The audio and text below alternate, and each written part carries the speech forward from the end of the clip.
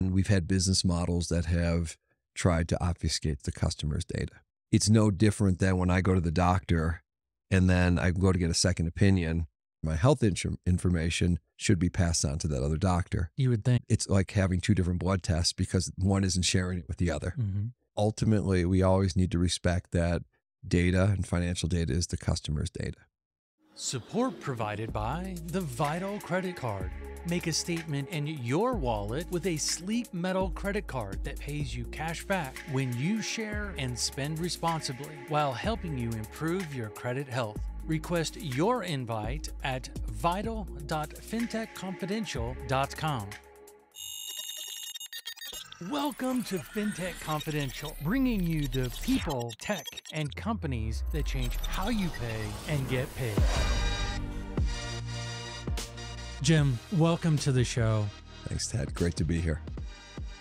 With MX being a leader in open finance and delivering that intelligent, personalized money experiences, I found it really interesting that it's impacting and connected to over 13,000 financial institutions and thousands of fintechs and credit unions. And then the other piece that was interesting, that it powers over 85% of the digital banking that's out there. So there's lots of work that's going on, and it's touching over 200 million customers. With you joining MX just earlier this year, and you spent 18 years at PayPal, working in, from what I remember, is all the omni-channel stuff that you've done. I'm really curious to understand how you ended up in fintech. The origins of me, you probably have to go back to when I was really young. And I always had a thing about money. I think at some point I wanted to be a financial planner. And, you know, I've told the story a couple of times. My dad was someone that sort of took me around. He sold fertilizer and he took me to see farmers and he taught about money and resourcefulness and all that good stuff. And, you know, as part of that journey, my first foray into money was as an accountant. And I would say I was a failed accountant, but at the same token, it taught me how to keep score, why money's important. At some point in that accounting journey, I did people's taxes. And I remember doing them manually. And then 1 year later, we got a computer that we could actually do them on behalf of our customers. And so that nexus between money and technology has always been something that I've looked at and said, there is a huge opportunity to help people through that. We talk a lot about making people financially strong. And at minimum, what we really want to do is to de-stress people around their money. We're living in an economy right now, which is going to be even more stressful for people. We're living in a world where technology is, from my point of view, creating more stress on people because it's fragmenting the money experience.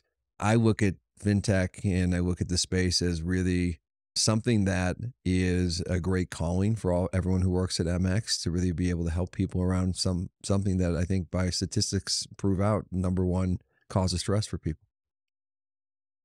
So if you were to look at your entire journey over the 20 plus years, is there one thing that really sticks out that you've learned that is the core of everything that you approach things with?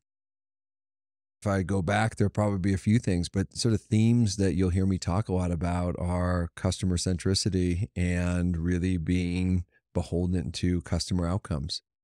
We talk about adding bank accounts. So we have a product called Instant Account Verification. Mm-hmm. I try to remind people, no one's really trying to add a bank account. They're trying to get paid, or they're trying to push money to someone else. And one of the things that I learned throughout my journey is really be customer empathetic, understand the experience by which they're doing things.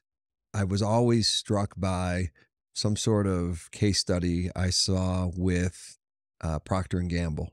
And in that case study, they talked about, I think his name was A.G. Lafley, who I think was the CEO for many years. And he talked about how he went and did laundry in 23 different countries because the process of doing laundry had to be very customized to the actual indigenous place that you're doing it. And so it taught me, if you're actually going to offer a financial service, be very indigenous. What is the customer actually really trying to do? What is their intent? And how do you remove friction in front of that? One of the things that, especially my experience at PayPal taught me, the more you can be customer centric, the more you can make things easier. the more people are going to want to use what you're doing. And frankly, they're often very, very apt to pay you for it. Well, and it's funny you mentioned going back to the PayPal experience as well. Is I remember it's been many years since I attended one of your sessions, and it was one of the first times that I heard localized payment method. You'd mentioned it that way, and in the rest of my history, I've been doing this 25 years now. I've always heard as alternative payment methods. That shift that you brought and looking at as localized now no longer made it feel foreign to me. Exactly. I mean, it speaks to you have to create localized, personalized experiences. And what's relevant to you is relevant to you. And you don't really care if 99% of the people use something else. It's what's relevant to you. With the time that you spent at PayPal, it's a large organization, multinational, like very large public company. What was it that drew you into the startup world with MX? Well, I really looked at my journey at PayPal around, how I could innovate around money, going back to what we talked about up front. And, like with any company, I was very proud of what we've done and had done and what I was part of at PayPal.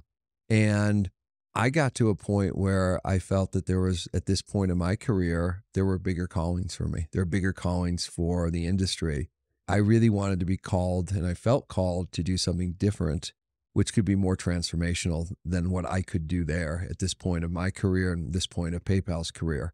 And this idea of open banking is something that throughout my career, I had actually got to see up close and personal. I was over in Europe living and working when PSD2 came out, was involved with PayPal's investment into Plaid, was involved with PayPal's investment into a company called Tink. And we were probably, from a fintech point of view, I would argue probably the heaviest user of open banking in the world. And so I got to a point of saying, I think this is where the world's going towards. And then I looked at all the fragmented experiences that were being manifested from the perspective of both the customer as well as the financial institution or the fintech. And I really felt that this was a problem worth leaning into to solve. And when I found out about MX, it was sort of like that, moment when chocolate met peanut butter or Reese's Piece or whatever you want, that sort of moment that said, this actually really belongs. Because it was really what I was almost craving in my professional life, and it existed, and this opportunity came to fruition. And as I got to understand the ethos of the company, the mission of the company, it felt really compatible to what I wanted to do and to some degree what I had been doing within PayPal. And I often tell people, if you took the mission statement of PayPal about democratizing financial services, and you took the mission statement of MX about making people financially strong, you probably could put them side by side and say which one is which, and probably people wouldn't be able to tell the difference from it. That's probably a good thing, because at the end of the day, both companies, at least from my career point of view, were really aligned around it. And so when I saw the company, I saw what it was doing around open finance, I saw the potential of data, and I really think this is a decade around data for us as we think about innovation and what it can unlock. And for me, it was an amazing opportunity to think about what could be in our industry, what could be for fintechs, what could be for banks, and frankly, what could be for customers if we actually harness the potential of this. With all the talk about inflation and tightening of lending and markets just slowing, the economy in general, and even though I know you don't have a crystal ball or a hot tub time machine, tell me what you see as the opportunity for MX and the broader industry, especially as we continue to see more of this recessionary pressure. We fundamentally believe that we can help people with what is their number one stress, which is the money experience and money in general. And I think some of the issues that we've had because of what I call fractionalized experiences, which manifest themselves based upon emerging technology. If you look at my personal life, I used to have one bank account that I worked with. My family had one bank account. Now we probably have 16 different bank accounts. 21 different financial institutions that we work with. You could keep going, and because of the emergence of embedded finance, money is in so many different locations. And right now, that fragmented experience is just creating a lot more stress on people in terms of, hey, I really would like to more scrutinize my financial situation. I really would like to understand where I'm actually making payments. I'd like to know where to invest. And because everything is so fractionalized, it's so hard to be able to do that. And so where we sit is really at that forefront of trying to make it easier for people to take the stress out of their finances. When you think about just simple use cases around account aggregation, which is, hey, can I get a 360-degree view of my financial information? We think that's a very powerful use case. When we think about, hey, what are the actions that I can take based upon transaction history that we have? How do I make sense of the data that I have? We talk a lot about this idea of people being, and not just people, companies and fintechs and banks being financially illiterate. People aren't stupid. They just don't have the information to make good decisions. So really, we sit on the forefront of partnering with the ecosystem to bring financial literacy to bear based upon data. So I'm a bit of a data geek at heart. All right. I look as data is being a digital gold mine and less so the bars of gold stacked up at Fort Knox. Yep. Can you tell me how you see the role of data and the future of financial services and how we can do that without the individuals losing that privacy? Ultimately, we always need to respect that data and financial data is the customer's data. And we've had business models that have tried to obfuscate that. And I think we all need to come together and realize we have what's in the best interest of the customer. And I've used this analogy in other forms, but it's no different than when I go to the doctor and then I go to get a second opinion. My health information should be passed on to that other doctor. You would think. We live in a world on financial. It'd be no different than if I went and I applied for a mortgage here, and I applied for a mortgage over there. It's like having two different blood tests because one isn't sharing it with the other. That may make the financial institution very happy that they're sort of closed garden information, but you're serving that customer in a very inefficient manner, and you're actually creating a friction experience for that customer. So you're 100% correct in terms of saying that data is the mine. We have to then do something to make it actionable. And so a lot of what we think about is how do you take that data and make it something that you can do something with?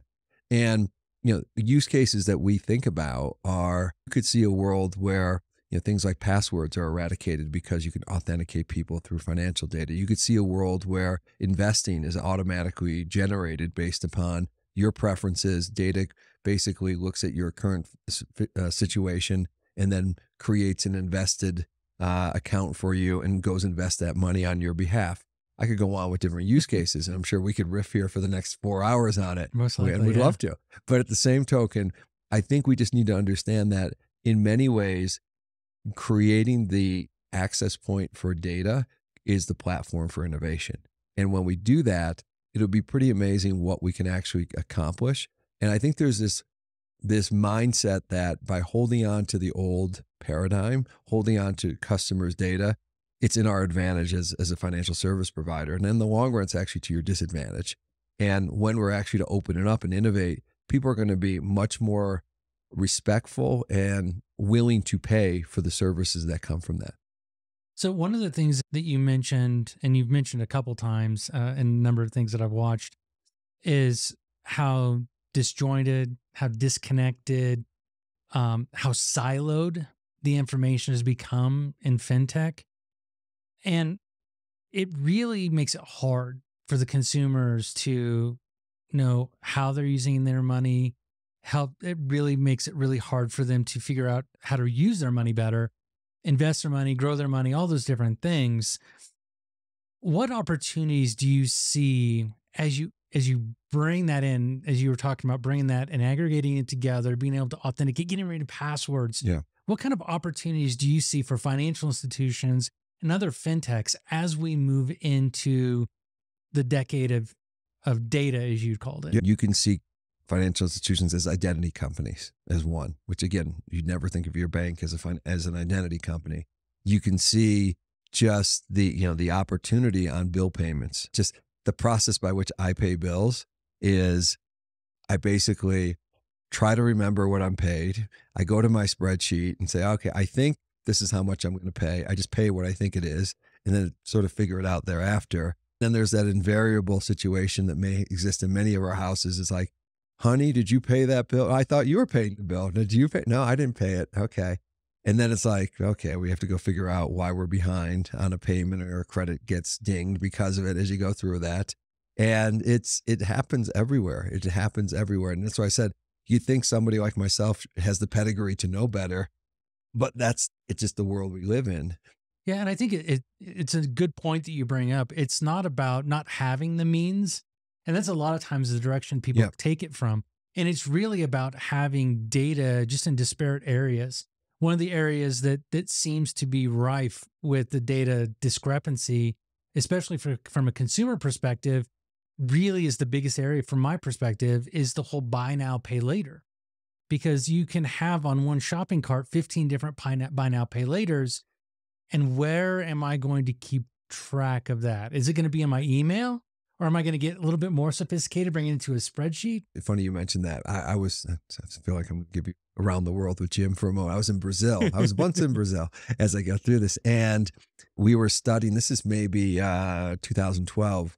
Oh, Well, so Bra- Parsalis. so we're down. So this is, if you're familiar with Brazil, very heavy into installments. Mhm. And if you ask any Brazilian, do they do credit? That's like a taboo. But if you ask them, do you do installments, which is buy now, pay later? Oh, absolutely. We all do that. That's smart, funny management.